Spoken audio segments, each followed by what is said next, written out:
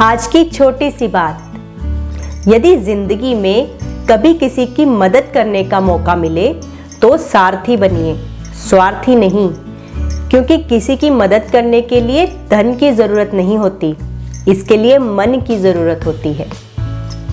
नमस्कार दोस्तों, मैं अंजना उनियाल आपका हार्दिक स्वागत करती हूँ हमारे YouTube चैनल छोटी सी बात पर। दोस्तों, यदि आपने अभी तक हमारे चैनल को सब्सक्राइब नहीं किया है तो हमारे चैनल को सब्सक्राइब कीजिए। वीडियोस पसंद आने पर वीडियोस को लाइक कीजिए और अपने व्यूज़ कमेंट बॉक्स में ज़रूर साझा कीजिए और अपने मित्रजनों में, अपने परिजनों में हमारे वीडियोस को ज़्यादा से ज़्यादा शेयर करते रहिए। तो दोस्तों, चलिए बढ़ते हैं आज की कहानी की ओर। एक बहुत ही अमीर व्यक्ति अपनी महंगी कार में ऑफिस से घर के लिए निकले। अभी थोड़ी दूर पर ही पहुंचे थे कि उन्होंने नोटिस किया कि एक लड़का दौड़ा हुआ इनकी कार की तरफ बढ़ रहा था। वे लड़के को देख ही रहे थे कि अचानक से एक ईंट जोर से इनकी कार पर पड़ी। उन्हें कुछ समझ ही नहीं आया कि ये लड़का कहां से आया और क्यों इनकी कार की तरफ दौड़ा आ रहा था और क्यों इसने इनकी कार पे ईंट दे मारी। आगे जाकर यू टर्न लिया और वापस उसी जगह पर आए इस मकसद से कि इस लड़के को जरूर ही सबक सिखाएंगे। वह लड़का उसी जगह पर कुछ गाड़ियों के बीच में परेशान सा हुआ खड़ा था। उन्होंने उसे पकड़ा और उसे धमकाते हुए उससे पूछा कि उसने यह बदतमीजी क्यों की। लड़का कुछ घबराए हुए स्वर में उनसे बोला कि सर, मैं आपसे अपनी इस बदतमीजी के लिए माफ़ी चाहता हूँ, लेकिन मेरे पास और कोई चारा भी तो नहीं था। मेरे भाई को एक बाइक वाले ने टक्कर मार दी है और वह बेहोश पड़ा है। मैं बहुत समय से मदद के लिए पुकार रहा हूँ, लेकिन मेरी मदद के लिए कोई भी नहीं आ रहा, कोई मेरी बात सुन भी नहीं रहा। इसीलिए ध्यान आकर्षित करने के लिए मैंने पत्थर फेंकने शुरू कर दिए। सर, प्लीज़ मेरी मदद कर दीजिए, वरना मेरे जीवन का इकलौता सहारा मेरा भाई भी मुझसे छीन जाएगा।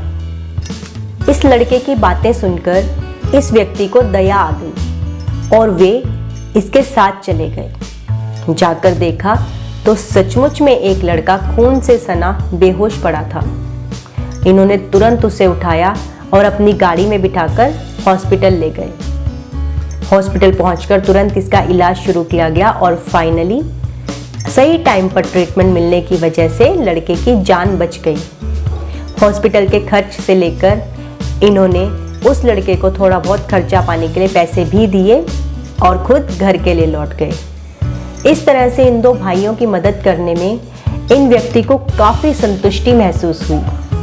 जब वे वापस आकर अपनी कार के पास पहुंचे तो उन्होंने सबसे पहले उस डेंट को नोटिस किया जो उस ईंट के पड़ने की वजह से कार में आ गया था। उन्होंने सोचा कि घर जाते जाते इस डेंट को भी ठीक करवाने के लिए दे देता हूँ, लेकिन एकाएक उनके मन में यह ख्याल आया कि वे इस डेंट को कभी भी ठीक नहीं करवाएंगे, क्योंकि ये डेंट उनको हमेशा यह याद दिलाता रहेगा कि ज़िंदगी में कभी भी इतने कठोर मत बनिए कि ज़िंदगी को ईंट फेंक कर बताना पड़े कि किसी और को भी आपकी ज़रूरत है।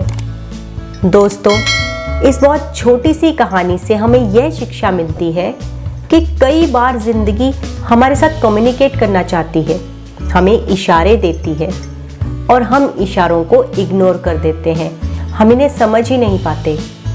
तब हमारी ज़िंदगी में ये ईंटें आनी शुरू होती हैं जो हमें एहसास दिलाने का काम करती हैं। दोस्तों, हम में से किसी को भी पता नहीं होता है कि किस समय किसे हमारी ज़रूरत है और भगवान कब किस जगह पर हमें किसी का भगवान बनाकर पहुंचा दे। इसलिए दोस्तों, एक दूसरे की मदद करते चलिए और ज़िंदगी में आगे बढ़ते चलिए। अपने साथ साथ औरों के जीवन को भी संवारते हुए चलिए।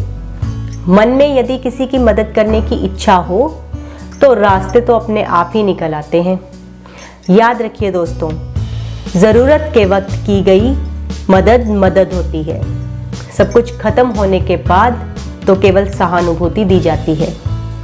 अब यह आपको तय करना है कि आप मदद करना चाहते हैं या सहानुभूति देना चाहते हैं।